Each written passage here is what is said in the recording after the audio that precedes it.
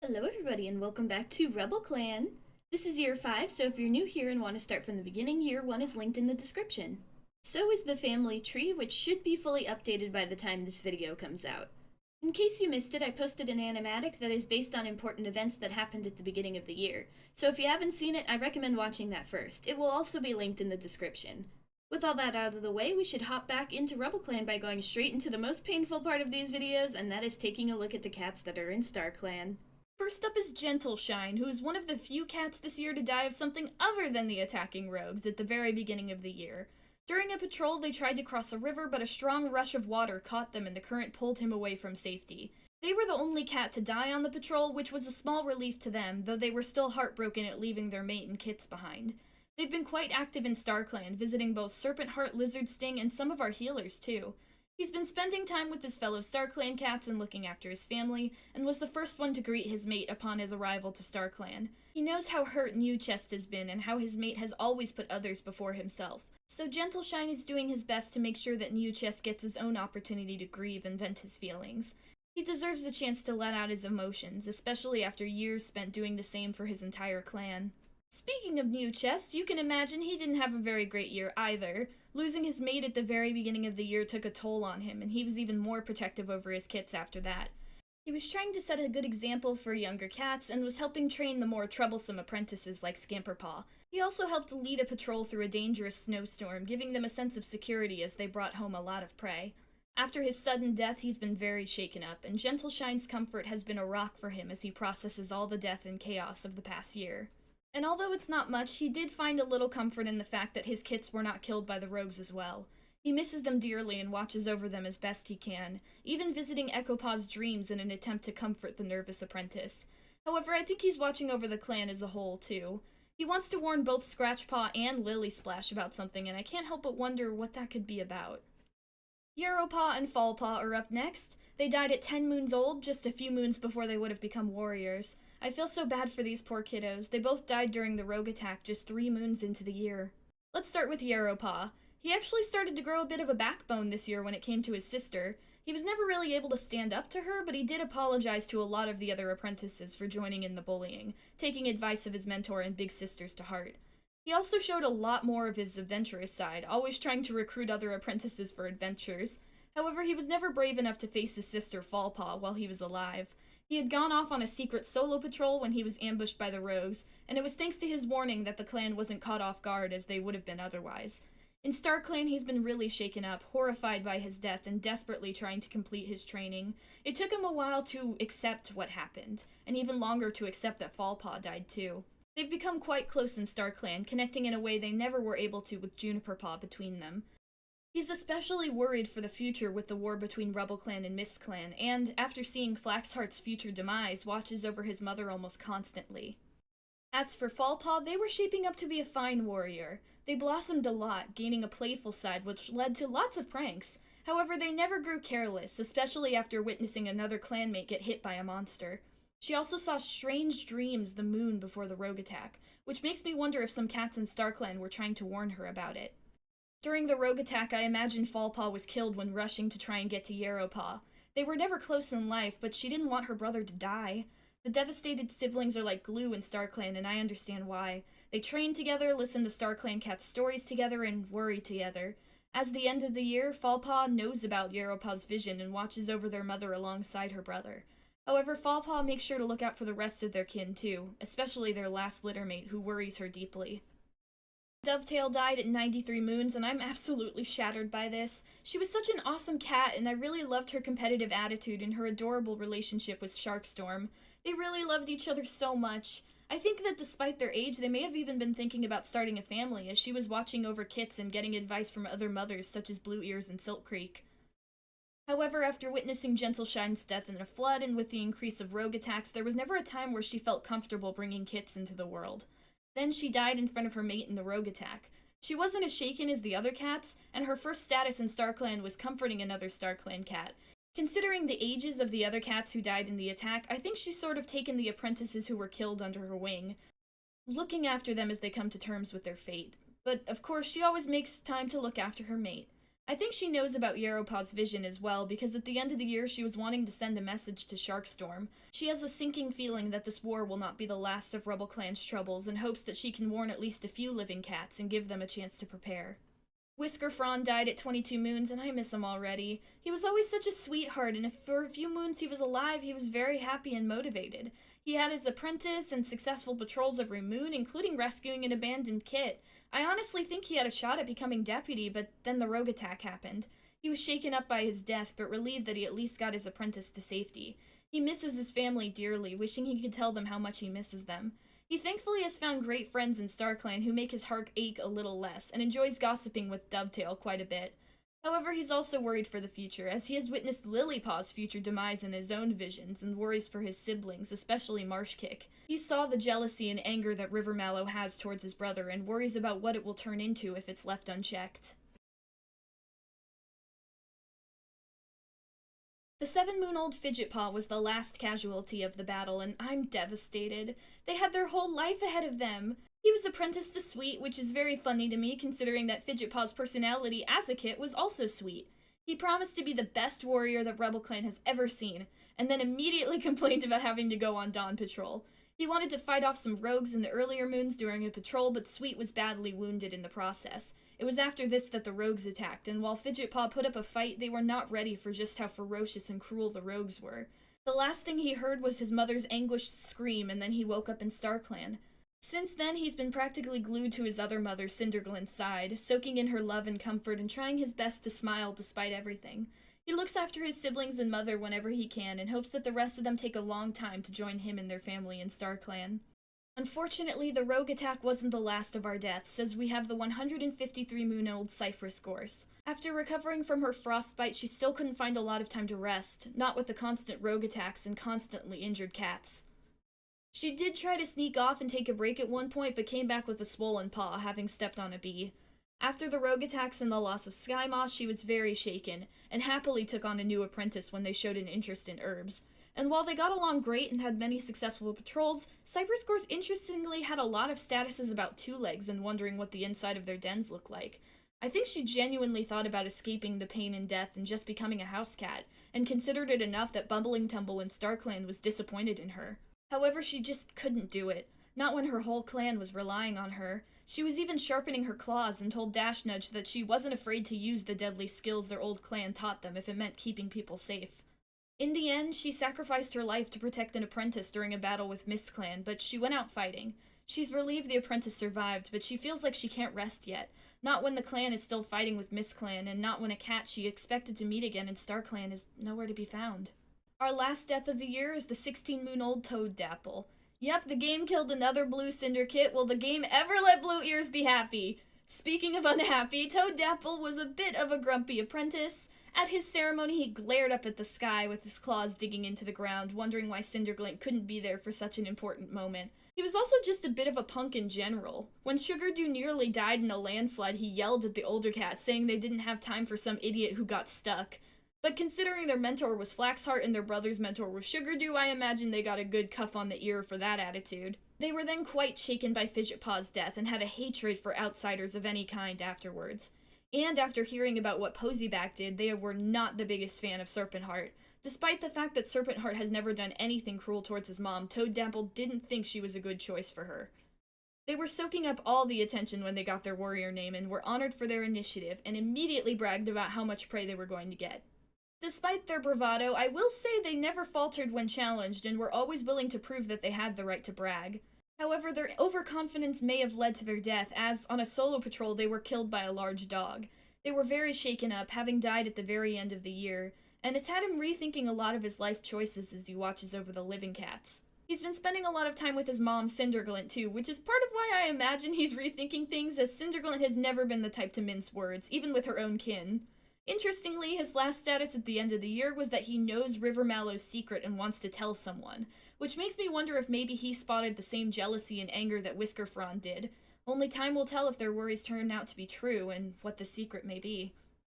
Now, if you've been keeping track of the deaths so far, you may have been wondering, where is Sky Moss? Well, the 141-moon-old Sky Moss is dead, but she's not in StarClan, nor is she in the place of no stars. Instead, she wanders the living world as a ghost. Sky Moss feels horribly guilty for everything that happened this year. A lot of what ifs are passing through her mind. If she had admitted to her past from the beginning, if she had been honest when Hickory Moth asked what was wrong, if she hadn't trusted Creek at her word, if she hadn't followed Creek and instead went back to camp, if. Maybe if she hadn't done any of that, none of this would have happened. Because of this, she feels like she doesn't deserve to go to StarClan.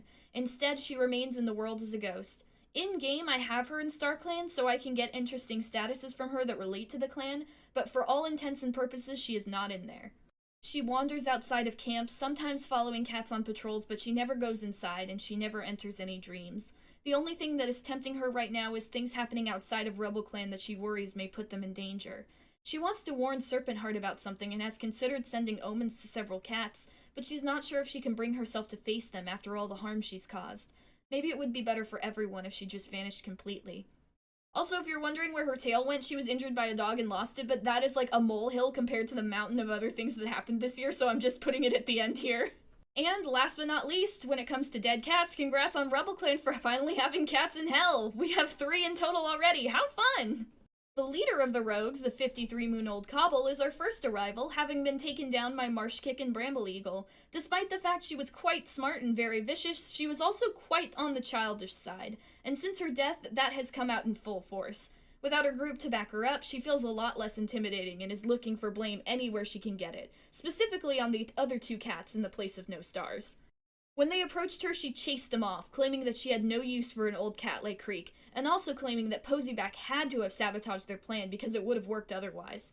Now she's all alone, hissing at shadows and stalking through the muck. She refuses to believe that she's failed and is certain that if she can find a way to speak to living cats, that she can seek vengeance once more on those who never should have been able to defeat her in the first place. The 180-moon-old Creek is right after her former leader, and she's quite furious as well. The satisfaction she felt taking Sky Moss down with her is gone, replaced by rage and aches and wounds and hunger. She is furious at Cobble, feeling that she deserved more after all the work she put into infiltrating RubbleClan. However, she isn't seeking revenge as of right now. She knows that trying to kill Cobble will be a lot more difficult than killing Sky Moss. Instead, she simply wanders the shadowy mountains alone, trying to learn what she can about this strange afterlife and how it works. She will learn, and she will bide her time for the right moment to show the cats around her why she shouldn't be trifled with. Last but not least, Posyback died at 40 moons old from her fall, pushed by the very cat she wanted to be mates with. However, any remaining feelings for Guppy are long gone, replaced by the same burning hatred she always felt for Thrushfur. Like other cats in the place of no stars, she's still figuring out exactly how it works, but I think she's the closest one to getting it right, especially with how to access the living cats. Her stubborn quest for revenge is still going strong, even in death. She isn't even sure what she'll be able to do once she has access to the living world, but she knows one thing for sure, and that's that she wants Guppy, Thrushfur, and even her own sister Serpent Heart to suffer. If it means killing them or killing the ones they love, she'll find a way, even if it takes her entire afterlife to do it. That's all the dead cats this year, but we can't move on to the clan cats yet because we also have lost cats. Starting with Swallow Mallow, who is 122 moons old and, as of the end of the year, is still very, very lost. You saw most of what he was up to during the Animatic. He spent most of his year a paranoid, frustrated cat who snapped at most everybody, but especially Sky Moss. They had a huge fight at the beginning of the year, and he carried that bitterness until his capture. I think it was only then that he realized how reckless and paranoid he'd been getting, and he was slapped in the face with guilt, realizing he should have just gone home and warned the clan about what was happening. Since then, his statuses have been pretty sad. He's been wondering if he'll still remain deputy when he returns, fearing the thought of being replaced, imagining who mentored the new apprentices, and is scared that he'll never be found. I think he did escape the Two Legs as he's been wandering around, but I think he may be far from home. However, despite officially being elder age, he refuses to stop looking. He needs to keep going. He has to get back home. He needs to know that the clan that took him in when he lost everything is still thriving, because if his own recklessness led to the demise of RubbleClan, he'll never forgive himself. And unfortunately, it wasn't just Swallow Mallow who was lost this year. The young warriors Scamper Crash and Slate Dash were also lost at the end of the year, washed away by a sudden flooding of the river as they tried to cross it. Considering they were washed away on the same patrol and Scamper Crash has the fish-like swimmer trait, I'm going to say that they're together. And if one of them comes home, that means they both make it home. With that made canon, let's talk about them. Scamper Crash is 21 moons old, charismatic, and a fish-like swimmer, and boy oh boy is that a perfect name for this ball of energy. This girl never lost her chaos, not even after the rogue attack in the start of the war. She became an expert at jumping between cliffs and running headfirst into danger, including having to be saved from a big dog by Timberquill. She was honored for her warmth at her warrior ceremony, however, I'm not sure if she was ready for the responsibility of being a warrior. Not only is she still very irresponsible, she has a very bad coping mechanism for all the violence this year, which is to pretend that everything is perfectly fine. She whines and skips around carelessly, including causing tension with RubbleClan by catching a rabbit on their side of the border. She's also nursing a pretty big crush on Wingbreak and was planning to ask them to be mates, but never got the chance, as that same moon was the one where she and Slate Dash got washed away. I think Scamper Crash may have been rushing across the stepping stones without looking very carefully and then was quite literally hit with the consequences of her actions. On the bright side, like I said, I think her amazing swimming skills is why she and Slate Dash managed to survive the flood and stay together. Just like when she saved Waterkit last year, I think she managed to latch on to Slate Dash's scruff and swim with the current. She seems to have good instincts in moments of danger, which was very helpful here.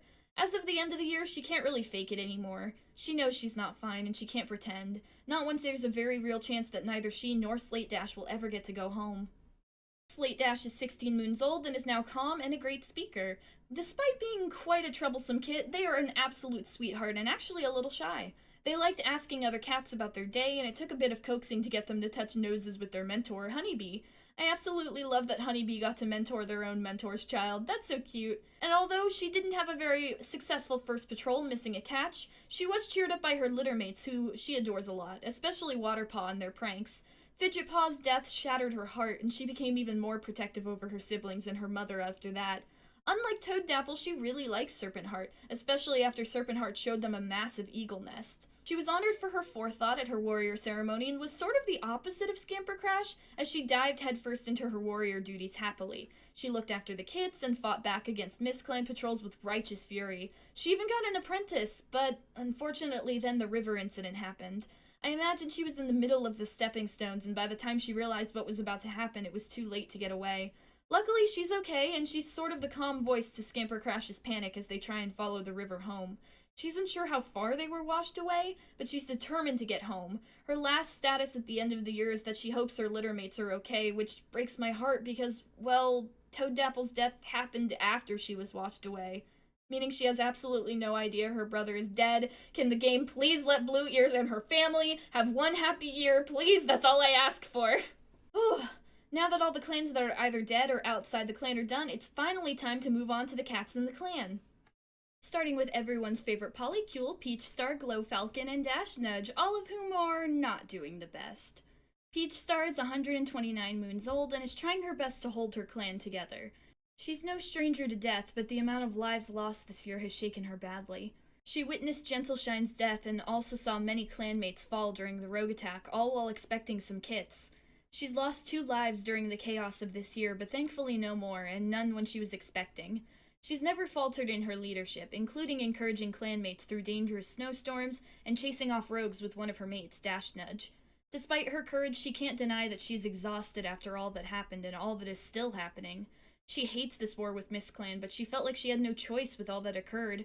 And though the rogue attacks have slowed, the strange dreams she has at night feel too foreboding to just be nightmares.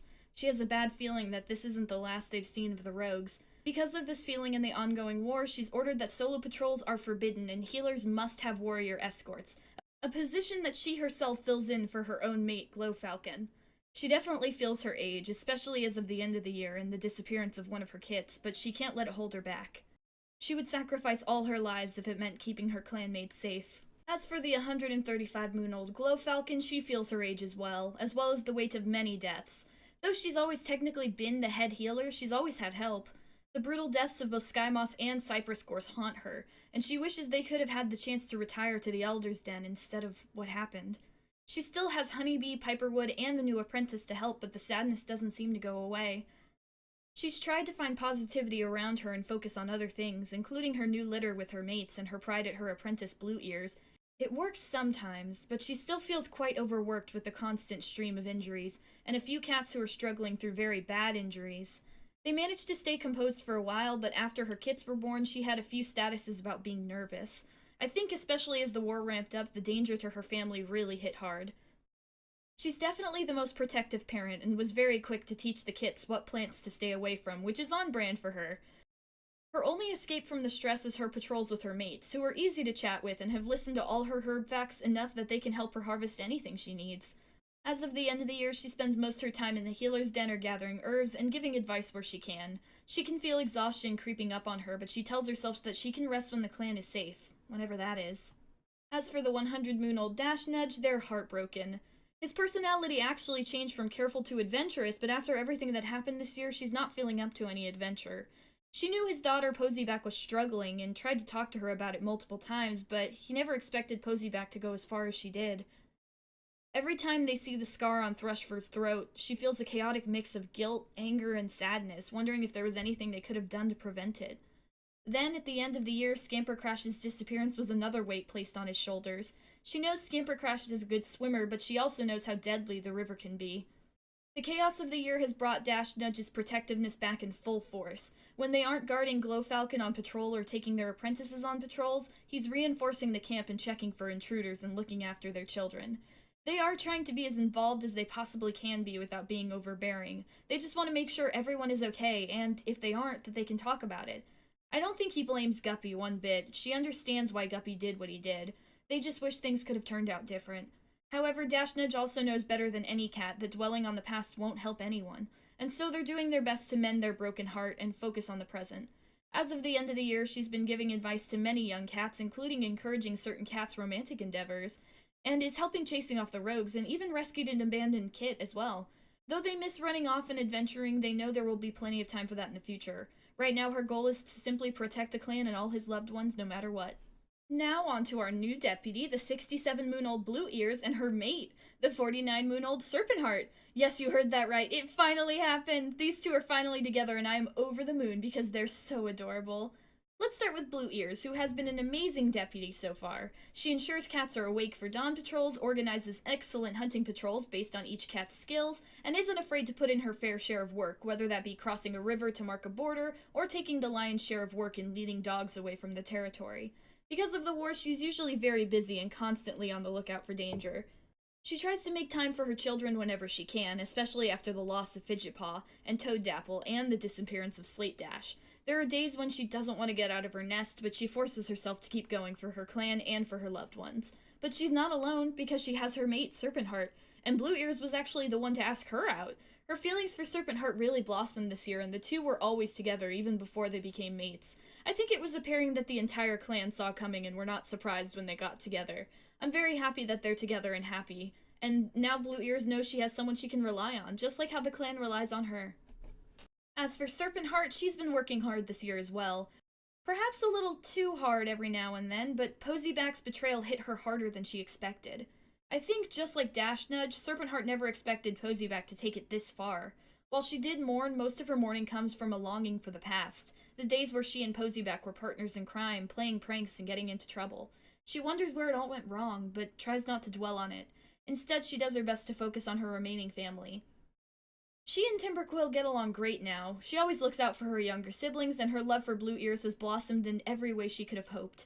I imagine that when Blue Ears confessed her feelings, Serpent Heart was so shocked and happy it took her a second to respond. And that's not the only thing that's blossomed. Her mate might be rubbing off on her because she stepped up in terms of being responsible, including leading apprentice patrols, giving important lessons, and smoothing over disagreements. As of the end of the year, however, she feels a heavy sense of dread. Not only are 3 of her mate's kits, her stepchildren, gone, but the attacks from MissClan have only increased. Her patrols in the last 2 moons included fighting groups of rogues and then battling with MissClan. She dreads the future and worries that war may not be the end of RubbleClan's problems.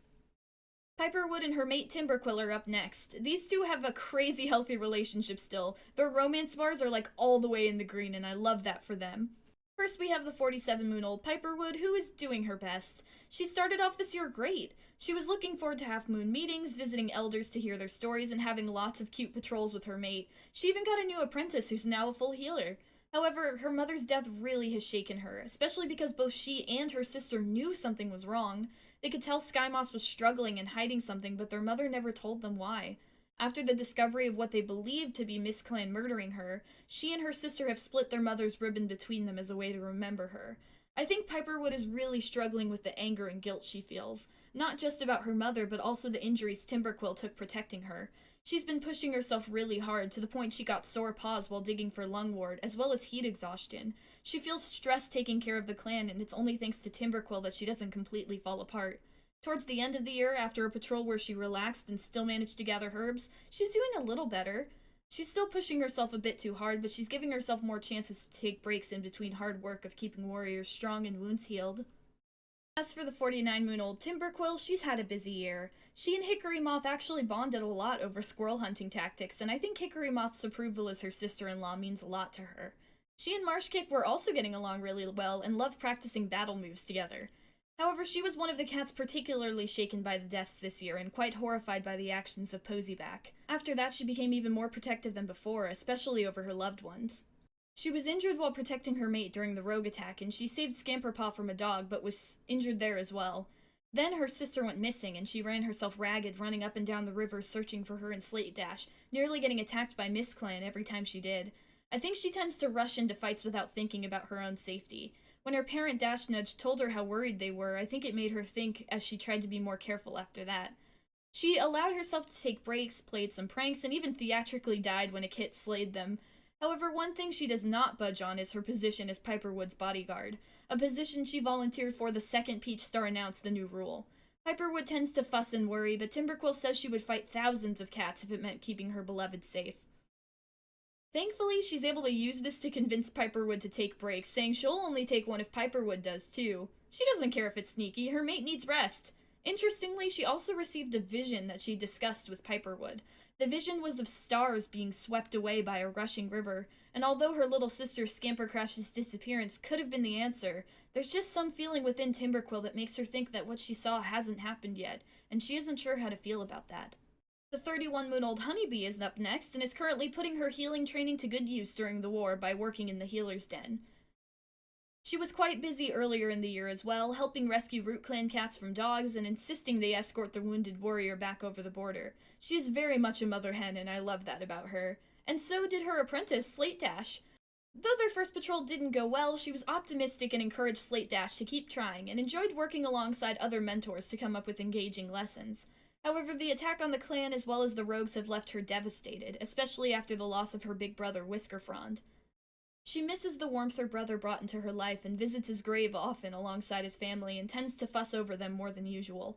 Thankfully, it's not all bad news, as Honeybee has found herself a really great friend in Ramblepaw. He has told her about his strange dreams and his StarClan connection, and she helps him a lot with understanding the vagueness of StarClan's words. I think she sees him as a little brother, and so she tends to fuss over him too. As of the end of the year, she's trying to look forward to the future, but the pain of the war, the loss of her brother, and the disappearance of her apprentice alongside Scamperdash hold her back from relaxing too much. She's mainly focused on doing the best she can to keep her clan healthy until the war finally ends, which she hopes will be sooner rather than later. Up next, we have a new cat, Moorswan. He is adventurous and incredibly clairvoyant. He was found at 2 moons old by a patrol and quickly adopted by Sugardew, who had their paws full with him. He was always on the move, running around camp and begging the elders for stories. He also tried multiple times to sneak out of camp, but always got caught. However, the attack on the camp left images in his mind that he can never get rid of. As such, he decided that he wanted to heal and commune with StarClan, and was apprenticed to Cypress Gorse. I think it was at this point that his clairvoyance blossomed, which I'm going to say is similar to Dovewing's powers in the books. He can see things far beyond normal perception, which he used to help spot mullein and other plants from a far distance. He gets excited whenever he finds a patch of herbs that are high up and hidden, and likes to climb all over and plant herbs in hard-to-reach places. As such, it's fitting that he has them stuck in his fur. After the war began and the death of his mentor, he was re-apprenticed to Piperwood and became a lot more careful, practicing stepping across camp without making a sound. He likes Piperwood, but he misses Cypress Gorse a lot. He misses her humming she would do when gathering herbs and her lessons on their different uses. However, he still managed to get his full name and was honored for his boundless energy and courage. Now he's working hard to take some of the workload off his fellow healers, and although he loathes the fact that they have warrior escorts now, especially when he can hear enemies coming from miles away with his own powers, he gets why Peach Star did it, and likes to use it as an excuse to spend time with his mom, something he wishes they could do far more often. On to our mediators. Now we have the 21-moon-old Wingbreak, who is a loving, a camp keeper, and surprisingly a formidable fighter. Although he was a warrior apprentice and did end up getting a warrior name, he still struggled a lot, and although he loved his clanmates, the only time he could find the strength to fight was during the attack. Though he has the skills, I think he just hates using them. So around part of the way through the year, he decided to become a mediator instead. He'd already talked about it with Pheasant and the Late New Chest a lot, as well as meeting mediators from other clans, and as soon as he swapped over, it was exactly what he wanted. He felt far more at ease and enjoyed traveling to the other clans to solve disputes, at least until the war started. Although he feels a lot of pride in his mediator work, Clan refuses to accept any mediation and warned him not to come back. However, the mediators didn't tell him this, Jagged Star did. He didn't even get a chance to talk to the mediators, which makes him worry that as long as Jagged Star wants to keep fighting, nothing will stop him. After this realization, he was perfectly fine with staying in camp for his own safety, especially after gaining his new apprentice. The 6-moon-old Fallen Paw, who is lonesome, a lover of stories, and an avid play fighter. She was found alone as a newborn and was brought to camp to be taken care of by the clan. She was never all that interested in healing or patrolling, and instead liked to follow around Wingbreak and ask question after question about mediating. It didn't surprise anyone when she decided to become one. And although she is a little irritated about not being allowed out of camp right now, she uses it as an excuse to hear more stories from some of the older cats. As of the end of the year, her last status was that she managed to perform a difficult task on her own, which I'm going to say was solving a dispute between some of the younger kittens as training. She's very happy, and both Wingbreak and the retired Pheasant are proud of her growth as well. However, I am a bit worried because Basil and StarClan had a status about seeing her future demise already, and she's only 6 moons old. That can't be good. But for now, everything is going great for this cutie, and I hope it stays that way. Sharkstorm is up next, and despite being 121 moons old, has still not retired. At the beginning of the year, he was optimistic, teaching apprentices fun lessons, but then his tail was badly injured by fallen rocks. He was wondering how Dovetail was doing while he was recovering, which was really sweet. But then the rogue attack happened. He pushed through the pain and helped fight alongside his mate to protect the healers, only to witness her death and almost die himself. After the attack, he was heartbroken and his tail had to be removed. He caught White Cough soon after and struggled with nightmares a lot, including a time he ran out of his den into battle only to realize it was just a storm. He's sort of been subdued since then and has been a lot more careful.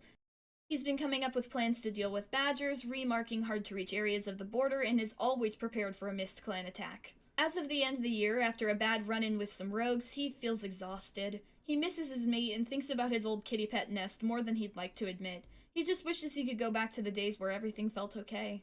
Up next, we have the 132-moon-old Dancing Meadow and her mate, the 156-moon-old Silk Creek, and their new kits, because these old ladies decided to have another litter. They adopted an abandoned kit named Finch Kit, who is 5 moons old, polite, and interested in clan history, and then their 3-moon-old biological kits are Chasm Kit, who is lonesome and an avid play fighter, and Gravel Kit, who is sweet and never sits still. Starting with Silk Creek, she is quite on edge, understandably so considering all the chaos this year. It didn't help that her bad leg was giving her trouble most of the year. After the rogue attack, she went on a long walk, deep in thought, after which I think she gathered what was left of her strength and stubbornness and vowed to help the clan in any way she could. She knows her fighting days are far behind her, but she's found other ways to help protect her clanmates. She looks after the kits, always checks to see if the healers need help, and helps the camp with reinforcement and cleaning up where she can. She knows that her clanmates wouldn't kick her out if she didn't do these things, but she feels a lot happier being able to help out, especially after the birth of her and her mate's second litter.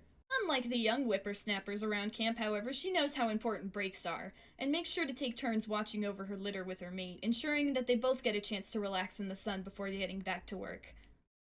While the chaos of the war does worry her, she has been here since the beginning, and she is confident that RubbleClan will make it through this, just as they have done before. As for Dancing Meadow, she's been struggling a little bit more. I think that may be why she hasn't retired yet. She was thankful for the safety of camp at the beginning of the year, but feels quite a bit more paranoid after rogues managed to break into it. The constant camp reinforcement helps her feel a little bit better, especially since her mate is one of the cats working on it, but she can't help but worry. Especially when she has a new litter and an apprentice to worry about. During her apprentice's training, she was always cautious and tried to give that same caution to her apprentice. She didn't want any cats to be caught off guard during the war, especially when the rogues were already causing trouble. Interestingly, Dancing Meadow's great speaker skill has come very much in handy as she's settled many arguments on patrols, and has some of the most coordinated patrols as of the end of the year. She even took on a large dog all by herself, leading it away from camp and somehow leaping to refuge before it could get to her. As of the end of the year, she feels a bit more comfortable in camp, but not enough to let her guard down. While Silk Creek's confidence is reassuring, Dancing Meadow isn't sure she'll be able to fully relax until the war and the rogues are taken care of. Up next is Sweet, who is 114 moons old and, as you can imagine, not doing very well. Not only did he lose his son, Whiskerfrond, but at the end of the year, one of his patrols was attacked by the rogues and the incident left him badly wounded. Despite the incident last year, he did have a very good beginning of the year. He had many successful hunting patrols and was trying to set a good example for younger cats, and even found trinkets while he was out exploring that he liked to show off. But then the rogue attack happened. He feels horribly guilty after being unable to protect his apprentice, Fidgetpaw, and the loss of his son broke his heart. Despite his injuries, he would often sneak out of camp to visit Whiskerfrond's grave. After he recovered from his injuries, he was struggling a lot more. It was hard to find motivation for a lot of things. He spent a lot of time looking around camp wishing that Whiskerfrond could be within it. Then, at the very end of the year, he was shaken out of his stupor after a rogue attack that left his other son, Marshkick, badly wounded. Even though it was a full patrol of cats, he still blames himself. He feels like if he had been more focused on the present, this wouldn't have happened. Sweet can't stand by anymore and watch his loved ones get hurt. He can't lose another child. So he's forcing himself past his grief, determined to make sure that any cat who tries to hurt them again will pay for it dearly. Up next is Darkclaw, who is now 111 moons old and not doing well at all. He was also on the patrol where Gentleshine drowned, the water nearly taking the rest of the patrol as well. Then, after the rogue attack, he seemed to have regressed a bit. A lot of his old anger has returned, but thankfully it's directed more towards the rogues than the clan, at least. He did actually get an apprentice, one of Gentleshine and Youchest's kits, and although there was some struggling, a lot of struggling, they do actually get along. I'm relieved that Darkclaw's mellowing out of last year has stuck around. Unfortunately, he also caught green cough in the middle of the year, which took him a few moons to get over. Interestingly, while he was sick, he had a status about glaring at a certain cat in camp with an odd look in his eye, but I'm not sure who that could have been considering how many cats he's been snippy with in the past. I'm leaning towards Flaxheart, because the same moon he had that status, Puddlethorn was judging him in StarClan. After recovering, which was after the war started, he had one bad patrol where no cat stepped up to teach, and then he was back in the healer's den after coming out worse for wear in a border skirmish. As of the end of the year, he's recovered, and he and his apprentice are doing their best on patrols, but the constant threat of misclan has him on edge. He even had a status that he was missing Whiskerfrond, which broke my heart, especially considering he and Sweet are best friends. They've been each other's rocks during this rough time, both prepared to make misclan and the rogues regret ever messing with their kin and clan. As for the 76-moon-old Sugardew, she thankfully recovered from her yellow cough right at the beginning of the year, which was a relief because this is a cat who always manages to turn the mood into a lighter one, and we need that right now. Her first patrol after recovery was the one where she found more kit, and I imagine that the little kitten reminded her so much of the family that was taken away from her that she knew the second she laid eyes on that little white fluff ball that she was going to adopt him. In between parenting, she was also given an apprentice, which she really appreciated and was excited to teach them everything she could. There was the landslide incident where she got yelled at by Toadpaw, which I think quickly became a fight she and Flaxheart had to break up because her apprentice went to defend her. She was very understanding of mistakes and did her best to help the apprentices feel safer during the war, including taking a few out to watch the sunrise. As of the end of the year, she got to see her apprentice become a warrior and is doing her best to work hard on patrols, although she missed a few catches recently and nearly died in a snowstorm as well. She still acts very composed and calm, but I wonder how much of that is forced. She focuses so much on helping out others that I worry she doesn't think about herself. Luckily, her son Moorswan seems to have caught on to this and does his best to give her time to relax by asking her to be his bodyguard, or asking to hear stories while relaxing in the sun. She absolutely knows what he's doing, but she doesn't call him on it. She loves Moorswan so much, and in these troubled times savors every chance she gets to relax with him as mother and son. Up next is Flaxheart, who is 62 moons old and is doing her best. At the beginning of the year, she told herself she couldn't let these feelings of grief consume her, and tried her best to move on. She was also getting some advice from Archie, which I think may have been about her kiddos, especially her younger litter, who she was very worried about. Unfortunately, she didn't get a chance to do anything as the rogues attacked right after. She was praying that Fallpaw was safe in StarClan and visited their graves often. Unfortunately, during one of these trips, her paw got stuck in a two-leg trap and her leg was heavily injured. It took most of the rest of the year for her leg to heal, just in time for the chaos of the war, because this poor girl can't catch a break. To further prove that point, she also immediately got a stomachache and then frostbite while trying to hunt. I was very scared for her the entire year, especially because, as I mentioned earlier, her own child saw her future demise. Thankfully, her frostbite went away and she is fully recovered as of the end of the year. However, she's still not having a great time. Not only did her apprentice Toaddapple die, but she's struggling to connect with the last survivor of her youngest litter. And considering all that has happened this year, all she wants more than anything is to hold on tight to her family. But Juniper Cave has been pushing her and almost everyone else away. She wishes she knew what to do, but everything seems so uncertain to her right now. Up next, we have a surprising new couple, the 54-moon-old River Mallow and the 47-moon-old Hickory Moth. I genuinely didn't see this coming until the game said they announced they had become mates, but honestly, it kind of fits. Let's start with the boy fail himself, River Mallow, who started off this year getting scared by an owl and then being too embarrassed to tell anyone. Interestingly, right after that, he seemed to think he was part of a new prophecy.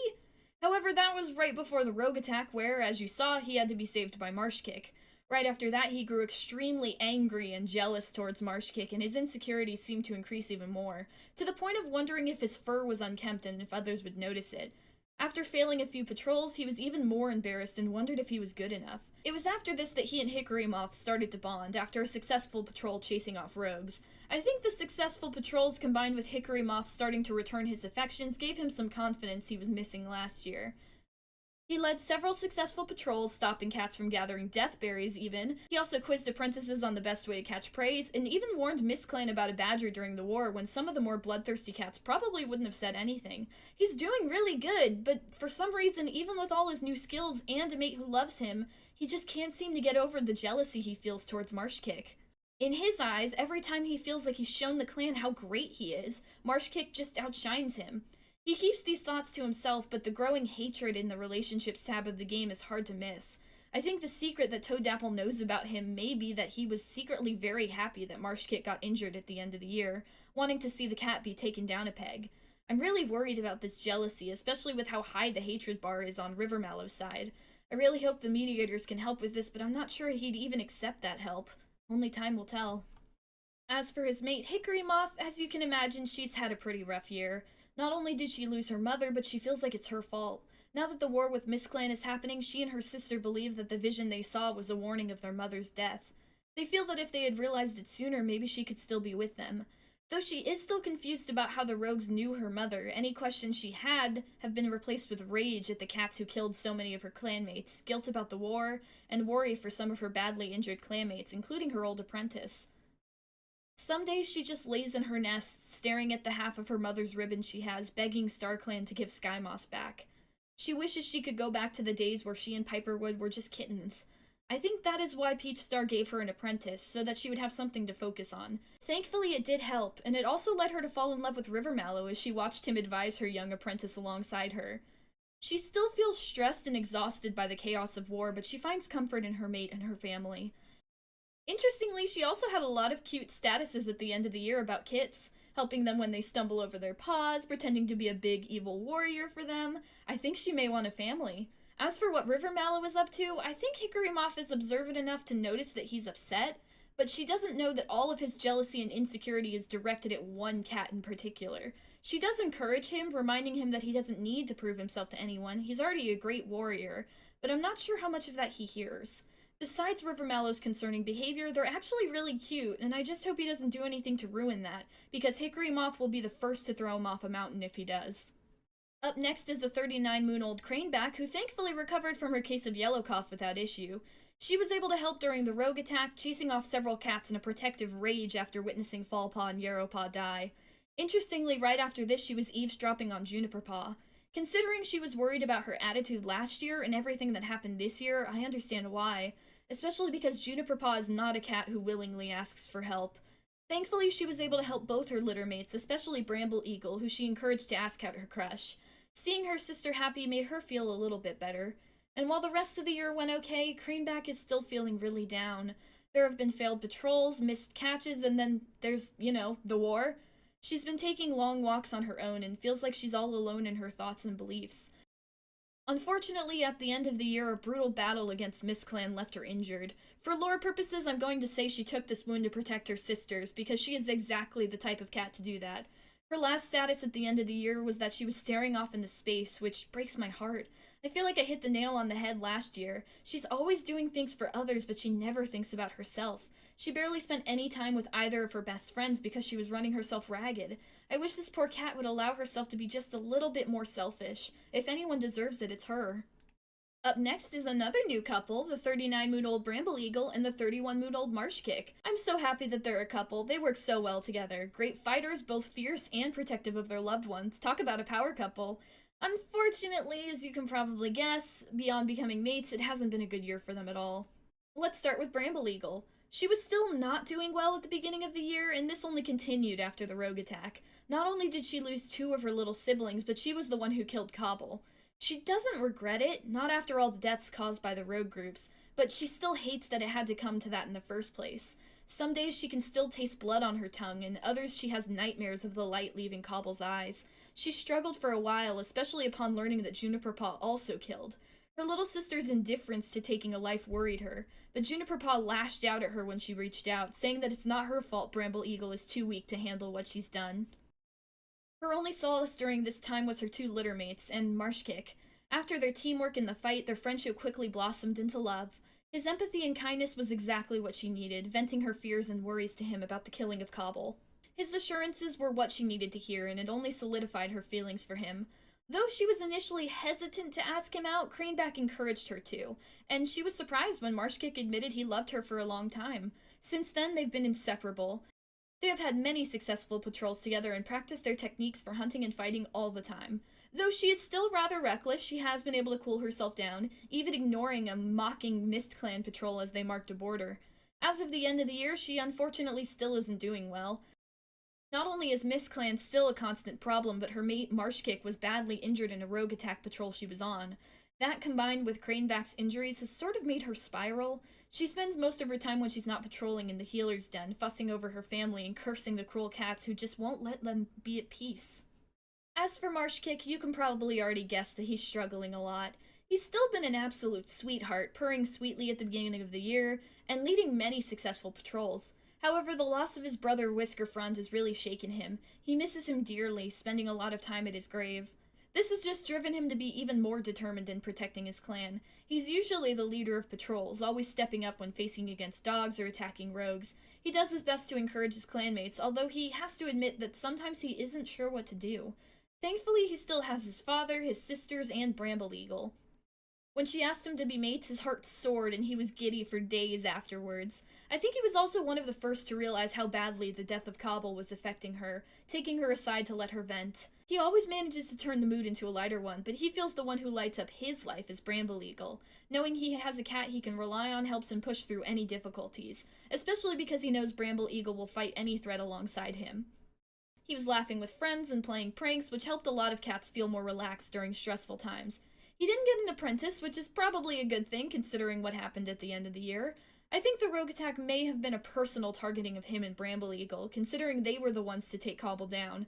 Though he is badly injured, he's just relieved Bramble Eagle is okay. I imagine he tried to cheer her up, only for her to bop him on the face and tell him to rest for once. To which he probably countered by saying he only would if she would, which is an effective persuasion tactic. Oh, and as for River Mallow, I don't think Marshkick is aware of how much the cat hates him. River Mallow practically avoids him most of the time, and I don't think Marshkick is confrontational enough to call him out. He may be a good fighter, but he doesn't want to start drama when they already have enough going on. I hope he'll recover, and I hope he does get an apprentice next year, because if anyone would be a good deputy pick in the future, it would definitely be him. Next, we have the 39-moon-old Primrose and the 38-moon-old Squirrel Snail, both of whom are doing, drumroll please, terrible! I was hoping they could just get to chill and be cute this year, but instead we've got a whole bucket of trauma. Let's start with Squirrel Snail, who hasn't been up to pretty much anything this year, because on the first patrol of the year he was hit by a car. I was devastated, I literally screamed, because we can't lose our bug-obsessed boy. Thankfully, despite the wound being badly infected, he survived. But he lost his leg. Squirrel Snail tries to be chipper about everything, but I think he was really shaken up about it. Especially since he was still in the healer's den when the rogue attack happened. He saw his brother nearly bleed out due to a clanmate's betrayal and lost his little sibling, Fidgetpaw. And as the year went on, more and more of his loved ones died and he was still stuck in the healer's den. He feels horribly guilty that he wasn't there to protect anyone, all because he wasn't careful on the Thunder Path. Unfortunately, there's not much else to say about Squirrel Snail because he just recovered at the end of the year, and he's still getting used to walking on three paws, and I think the healers aren't really comfortable with him going outside of camp when he's still regaining mobility. Not when the Rogues and Mist Clan are both constant threats. He's starting to feel very claustrophobic inside camp, but there are also some days where he doesn't even want to get up. Losing half of his family in such a short amount of time has left him very sad and makes the guilt he feels even more painful. As for Primrose, she's doing about as well as her sisters, aka not well at all. Though she's tried her best to keep up a happy facade, it was really hard to keep up the lie when her mate was nearly killed by a car. She was beside herself with worry and had to be dragged out of the healer's den some days. I imagine she was one of the cats fighting off the rogues trying to attack the healer's den, and there was no way she was going to let that happen. The deaths of her little siblings were shocking, and to her it felt really unfair.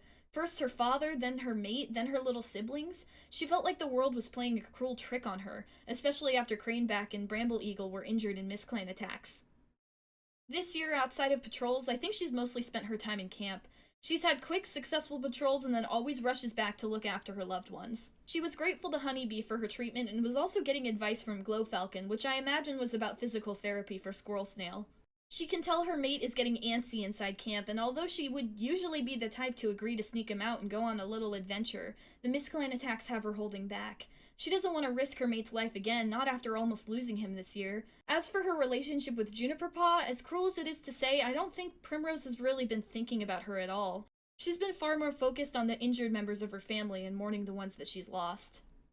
Up next is the couple who has been through far too much this year, the 38-moon-old Thrushfur and the 47-moon-old Guppy. I feel awful for these two. The beginning of the year was a nightmare for both of them, and the year didn't exactly get better after that.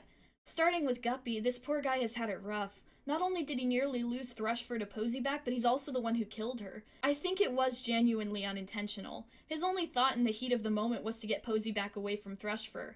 But he did have enough time, if he had wanted to grab her and pull her back up to safety, but he didn't. And while I don't think any cat blames him for that, he's always been a very kind-hearted cat, and this has really scared him. There's blood on his paws, and while he doesn't regret it, he has nightmares about that day, and avoids the cliff where it all went down as much as he can. There are some days where he becomes overwhelmed by all of it and has to run away to be alone. Sometimes he even wonders if anyone would miss him if he traveled far away, but he couldn't leave Thrushfur behind. There's a part of him that wants to be hopeful for the future, but he doesn't dare hope too hard. Not after Posyback. He just wishes they could all be happy again. As for Thrushfur, this poor boy has gone through it this year. Not only was his sibling Squirrel Snail nearly hit and killed by a car, but the rogue attack took some of his siblings, and nearly took his own life as well. As cruel as Posyback was to them, I don't think he expected her to go as far as working against the clan to try and kill him. He was in the healer's den for a while after the attack and left with permanent scars. He hates them. Seeing them reminds him of what happened, and he feels like he'll never be able to recover or forget. He has nightmares of those claws on his throat, and he hates seeing the same haunted look in Guppy's eyes. He couldn't even pretend to be fine this year, especially after losing more of his little siblings.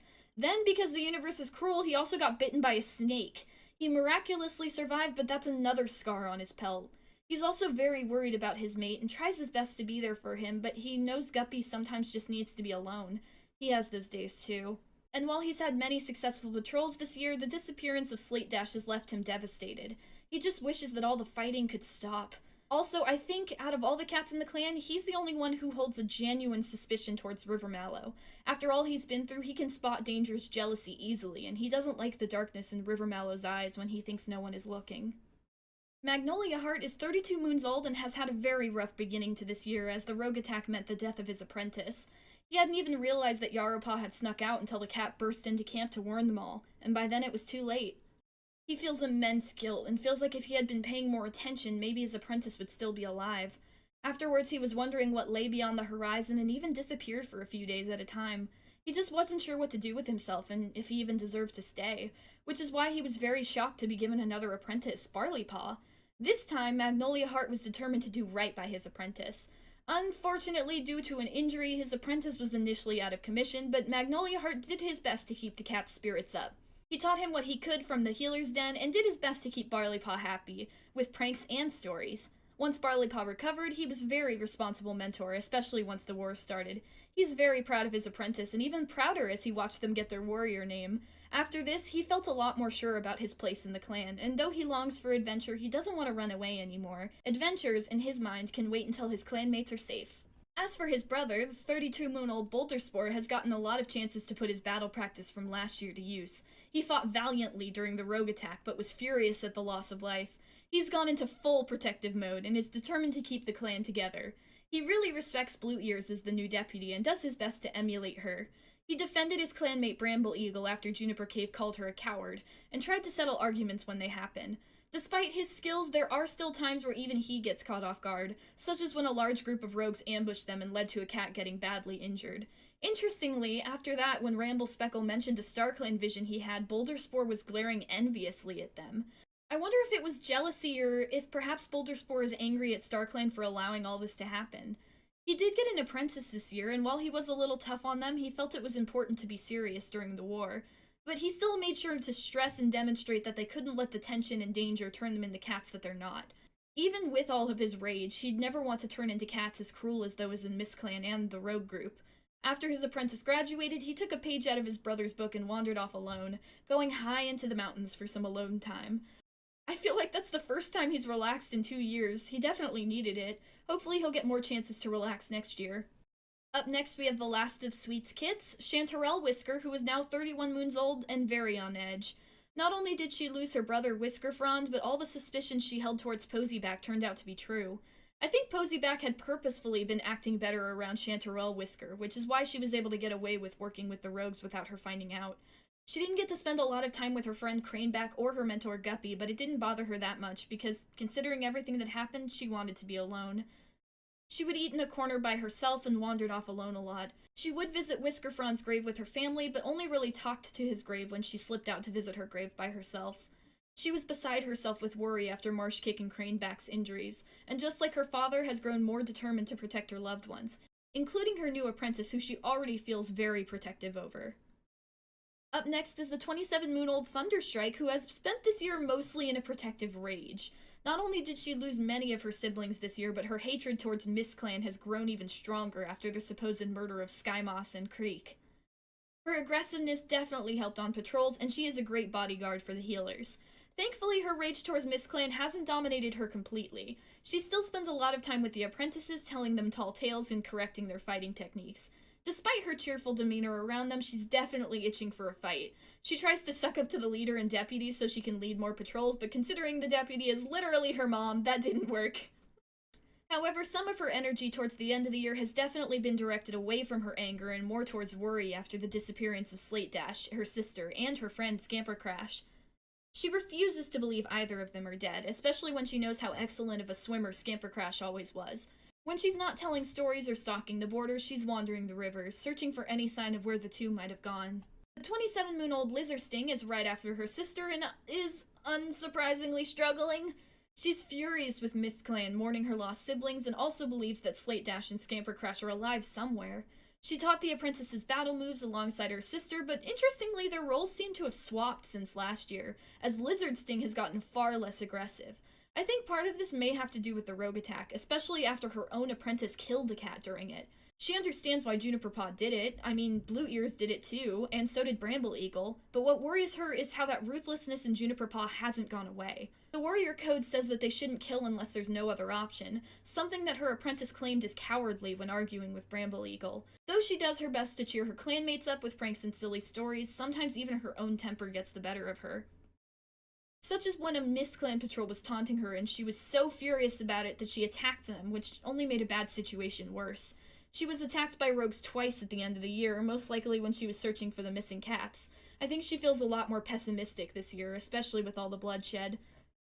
To the point where there are days where she does doubt if the missing cats are out there, or if they were killed by their enemies, and she's very afraid of what the answer might be. The 21-moon-old Ramble Speckle is now a full warrior who is wise and an eloquent speaker and is also not doing very well. His confidence, which was already crumbling, was completely shattered after the death of his mentor, Whisker Frond. He was honored for his tranquility at his warrior ceremony, but he doesn't feel like he should be honored for anything. Not after, in his eyes, causing the death of both of his mentors.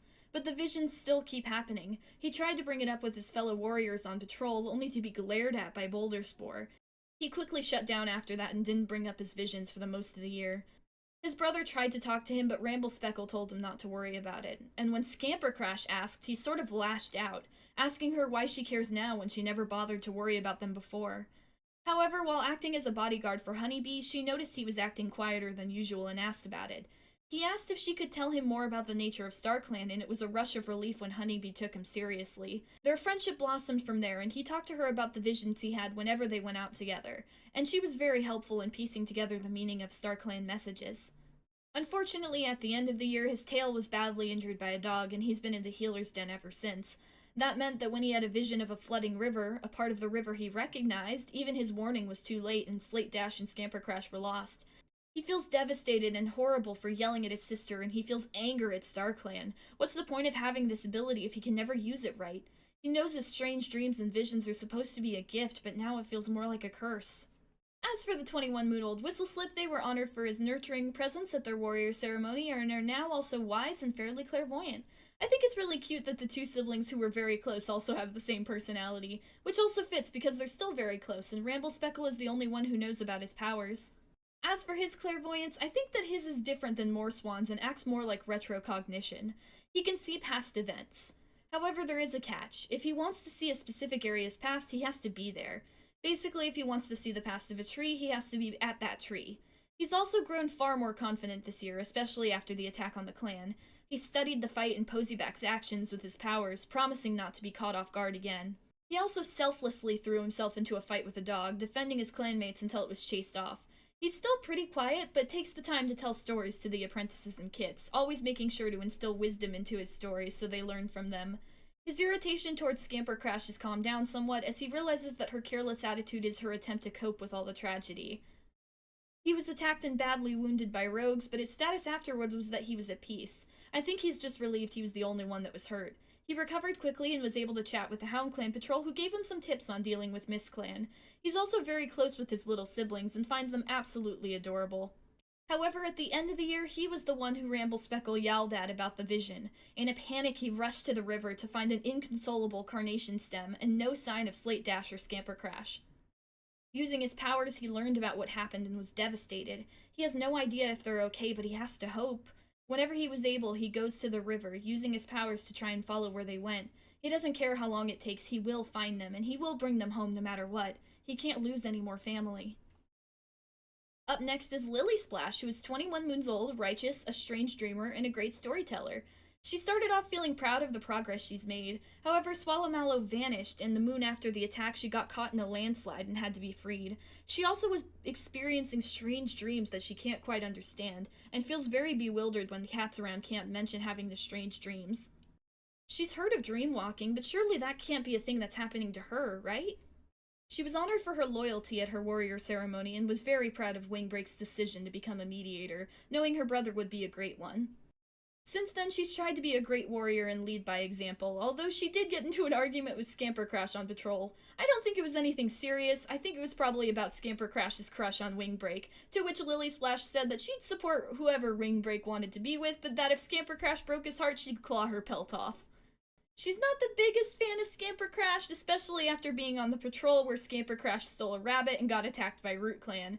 She also caught two of the apprentices snickering behind her back on a patrol and ended the prank before it could happen, to which one of the apprentices whined and called her boring. Funnily enough, her status the moon after that was that she was reevaluating her morals, which I think was just her realizing that she's technically one of the boring adults now. But she didn't let it stop her from chasing off rogues or keeping the clan fed. She feels very secure in her place in the clan and hopes to become deputy someday. I really hope that could happen, but considering Whiskerfrond saw her future demise and Uchess wants to warn her about something, I'm scared for what the future might bring. Next up is the last surviving cat of Puddlethorn and Flaxheart's second litter, the 19-moon-old Juniper Cave, who is bloodthirsty and a trusted advisor with natural intuition. Her attitude from last year has not improved at all, and if anything seems to have gotten worse. She still feels above other cats, even lecturing apprentices when she was still an apprentice herself, and though Yaropa never stood up to her, she very easily noticed him pulling away and was furious about it, accusing him of hating her and telling him to go be cowards with Fallpaw. She didn't need either of them. However, their brutal deaths in the battle shook her to her core and made her burn with rage. She killed the cat that killed Fallpaw and probably would have killed Yaropa's murderer too, but the cats retreated before she has a chance. Since then, any rogues she meets are met with aggressive hostility. She was honored for her dignity at her warrior ceremony and immediately disappeared for a few days and came back with a collar. I think she may have been trying to find the rogues' camp and got caught by two legs. She seems to be looking for an excuse to kill them. The aggression was what led to her arguing with her siblings, calling them cowards who couldn't do what needed to be done. She did actually get an apprentice this year, which I think may have been Peach Star's attempt to give her something to focus on other than violence. Unfortunately, they've only had 2 patrols together because Juniper Cave fought a hawk and ended up getting injured, and both of those patrols were not very good ones. Shockingly, though, she has been seen sharing prey with a rogue of all cats who was chased away by a patrol. But we also have a status from Whiskerfron that said he knows what her secret is. So now I'm wondering if this is some sort of secret relationship or if Juniper Cave has poisoned the prey in some way. Her aggressiveness towards cats and indifference towards killing makes me worried about how far she's willing to go, especially with blood on her paws already. Up next is the 16-moon-old Blotch Speckle, who is bloodthirsty and a great hunter, which is a worrying combination.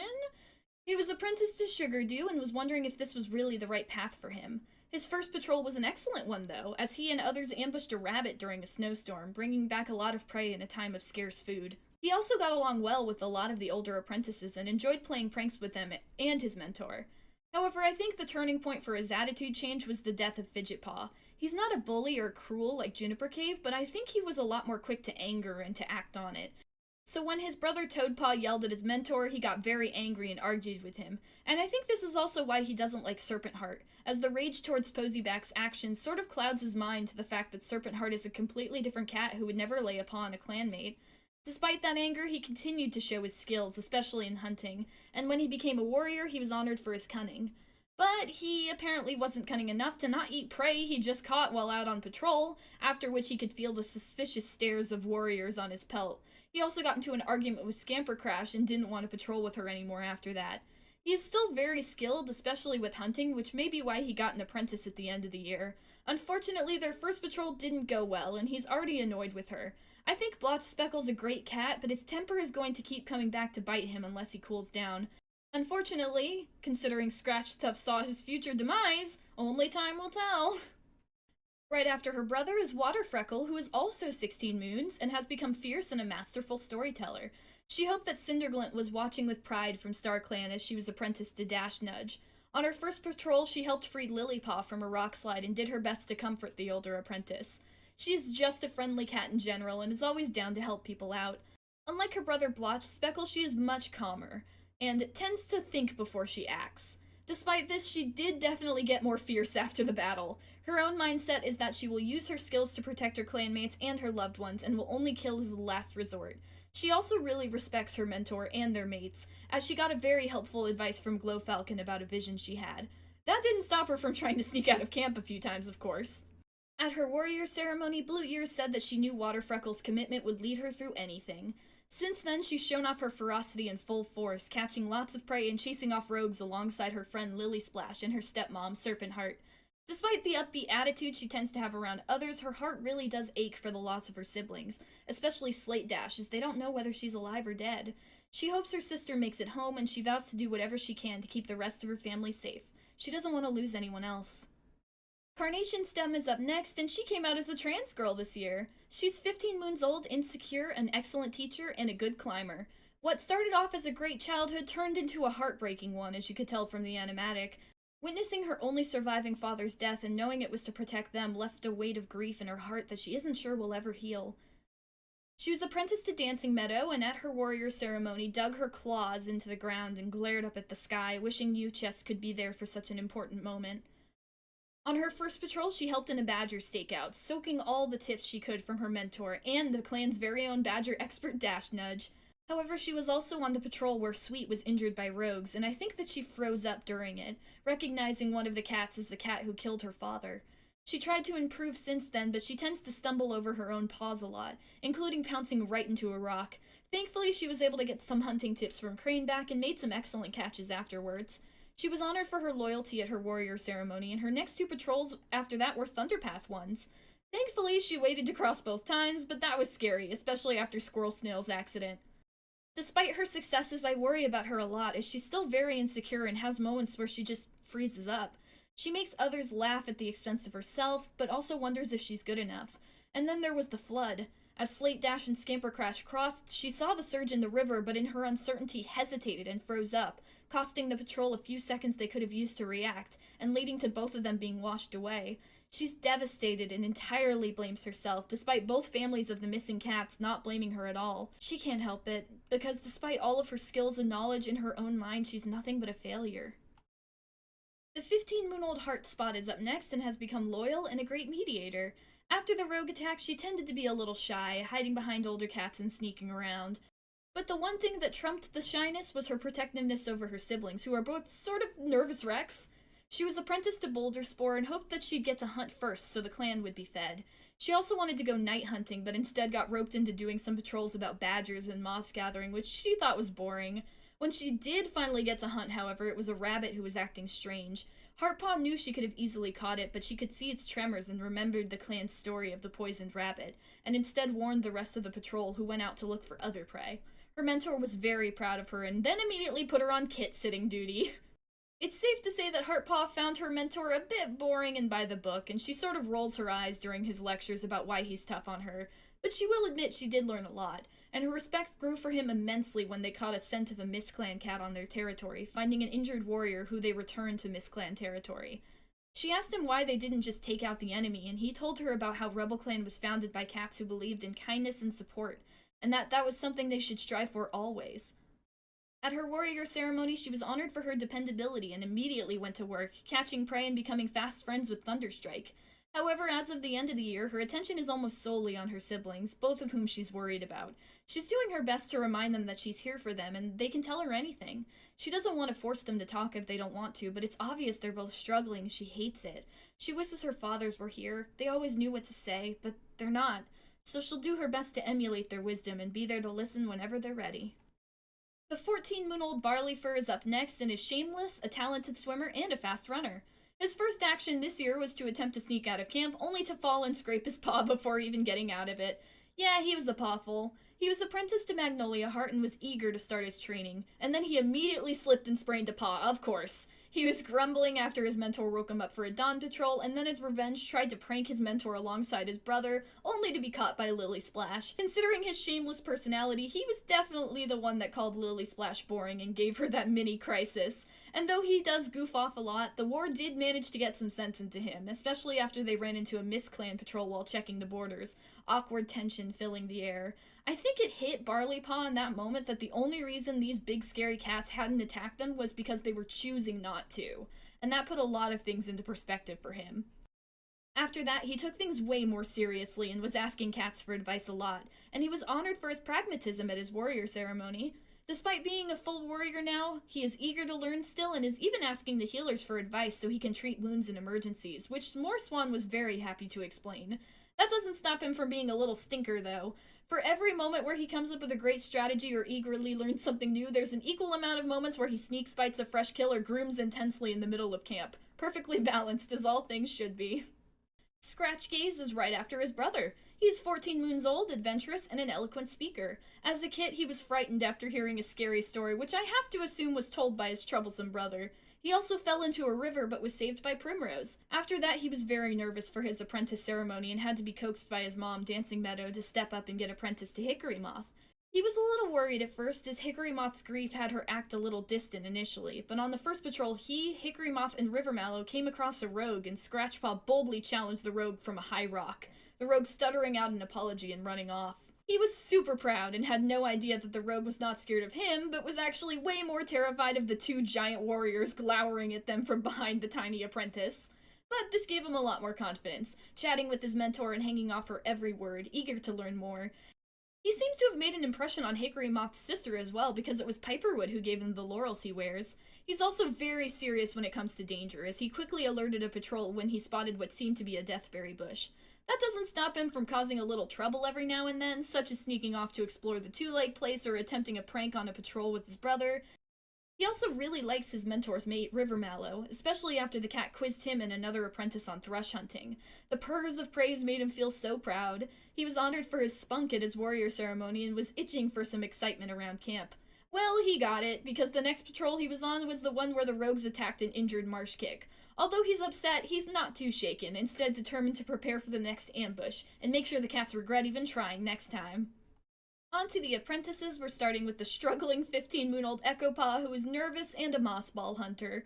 He came out as a trans man this year as well. Unfortunately, despite being 15 moons old, Echopaw is still an apprentice and is deeply ashamed about this fact. He was apprenticed to Darkclaw and wondered why Gentleshine couldn't be there with him. On his first patrol, he caught a mouse. He does seem to be an excellent hunter, but as for everything else, well, he's certainly trying.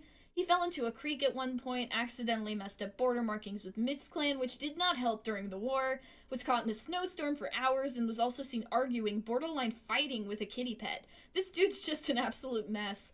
Darkclaw is trying not to lose his temper in all of this, but Echopaw can also tell he's getting upset, and it only makes him more embarrassed. He doesn't mean to cause problems, he really doesn't, he just tends to stumble into things. In a rare moment of bravery, he did actually help chase off a dog that was chasing a cat, but the loner thought they were a threat and took a swipe at Echopaw before running off. The poor guy just can't win. He spent some time in the healer's den recovering, and although he and his mentor caught a large rat at the end of the year, he still feels the weight of all his mistakes on his shoulder and feels like it's only a matter of time before he screws up again. He feels incredibly behind both his siblings, to the point that when Heartspot tries to talk to him, he shuts down because he's certain his stupid problems will just annoy her. He doesn't think anything can help him and wonders if he'll ever actually become a warrior. I feel really bad for this poor guy. Hopefully next year will bring a warrior name and some confidence.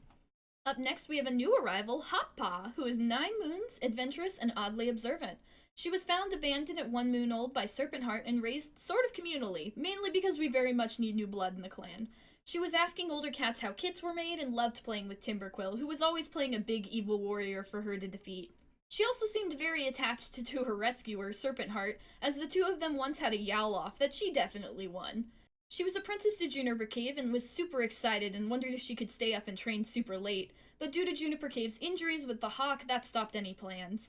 However, that didn't stop her from showing off incredible skill at a young age. Though RubbleClan always keeps an eye out for birds, Hoppaw spotted a hawk diving for alpaca kit and managed to save the kit, killing the hawk as well.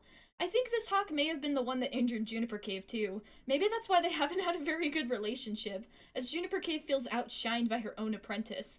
Hoppaw doesn't let herself be bothered, instead focusing on the training she got from her substitute mentors. All that training, unfortunately, didn't prepare her for the violence of MistClan, and she was forced to watch as Cypress Gorse sacrificed herself for Hoppaw during a battle. She feels a great debt to Cypress Gorse and is determined to prove herself worthy of it. She resists temptation to catch prey, even during winter, giving it to the healers and elders instead. Her last patrol of the year was with her newly recovered mentor, where they ended up stuck in a tree thanks to a dog, and Juniper Cave attempted to blame Hoppaw for the situation, saying she knew nothing about being a warrior.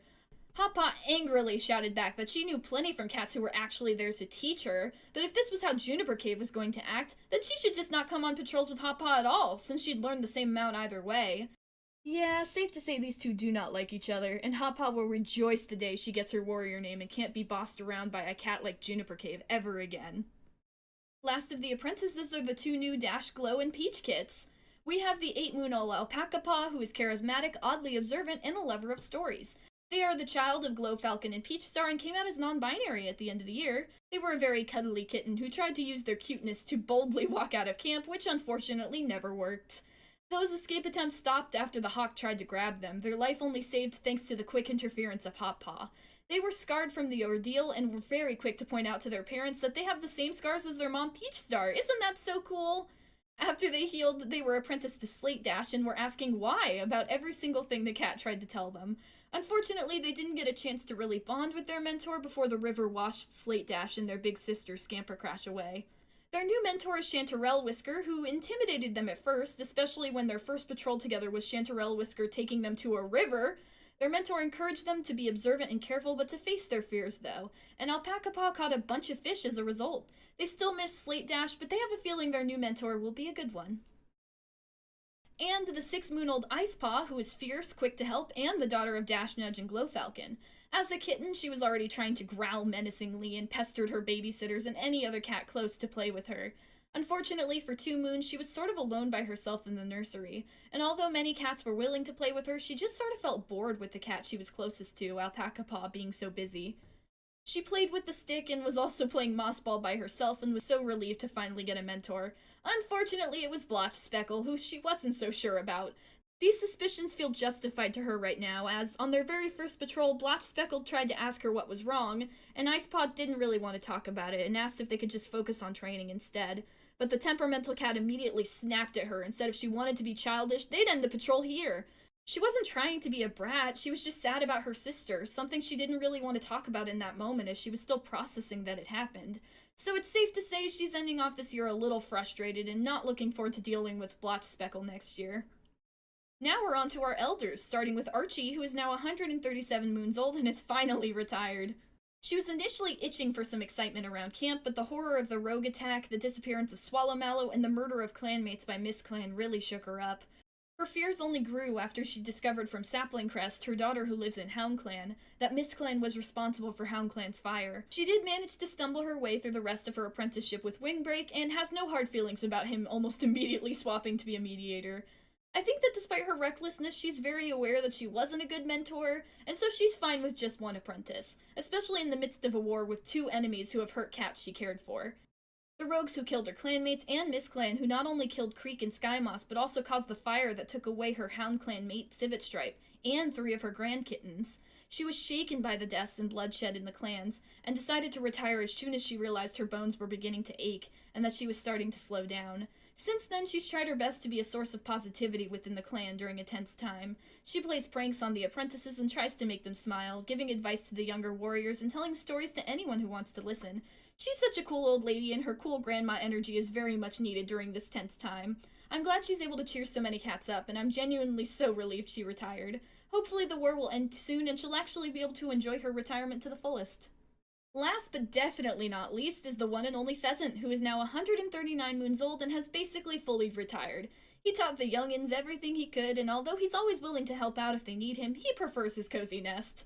Pheasant also doesn't refuse any cats who want to talk to him specifically. If a cat comes to him for advice, he's down to give them some. A lot of cats have, interestingly enough. A lot of them were cats in relationships, too. I wonder if they perhaps hoped he could help them figure out how to cheer up their mate, or if it was just relationship troubles in general. He and Archie have grown pretty close, too, especially after retirement, as they realize they both have kin in HoundClan who were, unfortunately, taken away by the fire. He thinks about taking jaunts outside of camp sometimes, but he doesn't want to risk it, especially when MissClan doesn't seem to care about any attempts at de-escalation. Despite that, he was very proud of Fallen Paw's growth, and the young cat is learning so much already. He joins Archie in storytelling and is a huge supporter of her cool grandma plan. He likes to do a different version of it, using his laziness and sass to make the younger cats laugh. Despite his lazy, laid-back attitude, even he can't hide his worry as much as he'd like to. He and Archie have many hushed conversations in the Elder's Den, worrying about the future they face if MissClan doesn't back off, or, StarClan forbid, grows even more ferocious. He yearns for peace to return to the clans, but isn't sure if it's possible. Can MissClan and RubbleClan ever possibly be at peace with so much blood and death between them? He's scared of what the answer to the question might be. But the answer to that will have to wait until next year, as we've reached the end of year 5 of RubbleClan. Oh my goodness, I have to apologize for this being so long, but there is a lot going on. Rogues, MissClan, and so much more. I'm happy to have Blue Ear as his deputy, though. I think she's gonna do a good job. Plus, if any cat deserves a win, it's definitely her. And Blue Serpent is canon, hell yes. I also apologize for taking so long to get this out. I had a lot of stuff going on IRL, and the Animatic took a while to make, but I'm super proud of the end result, especially all those dang rocky backgrounds. Why are rocks so hard to draw? Thank you so much for your patience, and look forward to RubbleClan Year 6 in the future. I will warn you now, it's gonna be a doozy, but you'll have to wait to know what that means. Thank you so much for watching. If you enjoyed, please consider subscribing. Remember to take care of yourselves, watch out for MissClan cats, and have a good day.